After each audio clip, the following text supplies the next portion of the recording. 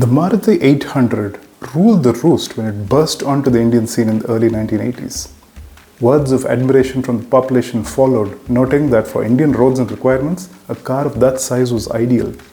Other brands launched in the same segment like the Hyundai Santro later on enjoyed similar success. But now, why is the small car segment, once the mainstay of the entire market, struggling to grow in India?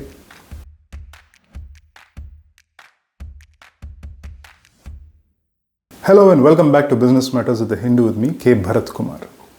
Passenger vehicle sales witnessed an anemic 1.6% growth for January 2025 compared to the same month in the previous year. Data from the Society of Indian Automobile Manufacturers showed. Within this, passenger car sales declined 8.2% to about 1,57,000 units, while utility vehicle segment saw 13.1% growth to about 2.64 lakh units. This is not a one-off trend.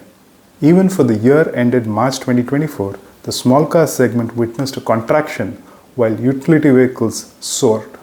A Reuters report recently said for the 12 months ended December 2024, passenger vehicles on an overall basis saw a growth of 4.2%, which was at a 4-year low.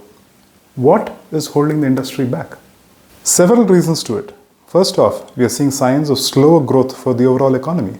For the year ended March 2024, the country witnessed 8.2% growth, which is faster than the 7% seen in the previous year. For the current year ending March 2025, the government estimates growth at 6.5%. And for the following year, that is FY26, growth may not be significantly different. Now, if we zoom in to the passenger vehicle segment, there are specific issues that are impacting potential decisions for buyers of small cars. We spoke to CRISIL's senior practice leader and director, Hemal Thakkar, who says that 1. Costs have risen significantly for the small car buyer. Specifically, the changeover of fuel emission norms from BS4 to BS6, as well as new safety regulations that kicked in, have raised costs for car makers. Significantly, while this has raised prices for entry-level cars by 30 to 40%, the utility vehicle segment has seen lower increases ranging between 25 and 30%. Marcellus Investment Managers put out an interesting note last week in which they observed that retail loans as a portion of overall loans excluding housing loans have been increasing over the last 10 years. India turns out to be the most indebted country in the world if you again take out home loans and look at the outstanding loans for retail borrowers. That stands at 32.3% of GDP, second only to Korea. So the authors of that note surmise that Indians have been wanting to maintain a lifestyle, and instead of borrowing to create assets, they've been borrowing to fund their lifestyles just for consumption. And this would impact the ability to buy items such as cars. Obviously, if I have some money in hand and have an outstanding loan, I'd rather pay it off than put into something like a car. Mr. Thakkar's own observations tie in with this observation about rising costs. He says, from a data point of view, inflation, consumer inflation, has been higher than is desirable. And if you look at over the past several months, it averages at about 5%. This, you may recall, is higher than the 4% target for the Reserve Bank of India. For several months now, inflation has ranged higher than the central bank would have wanted. Mr. Thakkar also pointed out that fuel prices have remained stable even when international crude oil prices have come down before going back up. So, overall, both acquisition costs have gone up, and because of high fuel prices, operating costs have also risen. That has not been very good from a small car perspective, he points out. Some argue that the tax breaks announced in the most recent budget may actually put more money in the hands of buyers, and that may benefit the car segment. But there's a flip side to it. CRISIL notes that if retail debt is indeed high, then individuals may prefer to pay off loans first and then go in for a car. So the benefit of the tax move by the government may not be felt by the car industry for at least the first year, especially from single income families. With the slowdown becoming evident, there is also an inventory of cars being built up at the dealer's end.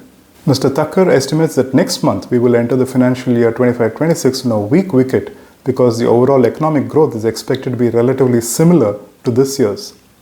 At the same time, you have inventory build-up at the dealer's end, which means that offtake will be relatively slower. Hence, the industry's challenges are likely to continue. But all that does not mean that the small car market will disappear in India, because in this country we sell more than 1 million small cars every year, and that's not a small number. But the point is affordability. Mr. Thakkar points out that the customer wants a lot more than he or she did earlier. He points out that earlier, mileage used to be the primary point of concern, but today the buyer also wants safety, feature-rich vehicles that are connected, should have infotainment systems, touchscreens, navigation, and the works. All these add up, and the average ticket size of the small car is bound to go up significantly, and hence the price gap between an entry-level hatchback and a premium hatchback is diminishing, and hence the difference between a premium hatch and a compact SUV has also been shrinking. Aggravating this trend is the fact that not a lot of new models have been launched in the small car segment. As a result, the buyer at the lower end does not have too much of a choice. Interestingly, the sedan segment too has not shown any signs of exciting growth ahead. Mr. Thakkar points out that this market, the sedan market, has over the last 4-5 years been at below 1 lakh unit sales per year. And there haven't been any significant launches. Of course, we've had Volkswagen's Virtus or Skoda's Slavia, but nothing much else has happened in the sector. CRISIL notes that the lower middle class segment has shrunk, while the upper middle class has actually not seen much of a challenge, which has led to a better momentum for SUVs compared to any other vehicle category. That's all we have for you in this episode, folks, but watch this space. It's a very exciting market, and we'll see how the next 12 months go. And the earlier thumb rule used to be that if we watch the automobile segment and the construction segment, these are good lead indicators for an economy. So let's see how the coming financial year pans out for the country. That brings us to the Did You Know section. Did you know that the iconic Ambassador car from the Hindustan Motor stable was launched in 1957? And here's the quiz question for the week. Who was the first Indian to own a car? And the answer to last week's quiz question was, how far away is Greenland from the closest point in North America and from Denmark, which controls the island? The answer is, the closest point in North America is Ellesmere Island in Canada, which is about 16 miles only, and the closest point to Denmark is Iceland, around 200 miles from Greenland, and Iceland and Greenland are both controlled by Denmark. If you enjoyed this episode, do not forget to like, share and subscribe. Until we meet again, have a wonderful week ahead.